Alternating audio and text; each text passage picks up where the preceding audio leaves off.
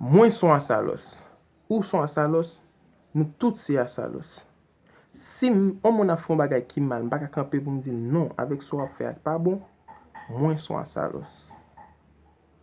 Sou gon tempérament critique, quel que soit ça moun nan fait ou pas ka supporter, ou pas ka bal push pour voir monter, ou son asalos. Nèg la gen 4 pièces chambre kay, li fait vinn dans zone où l font l'école, li pas respecter les normes, ou pas ka di nèg la non, ou pas bin faire bagay sa boy ça, ou son asalos.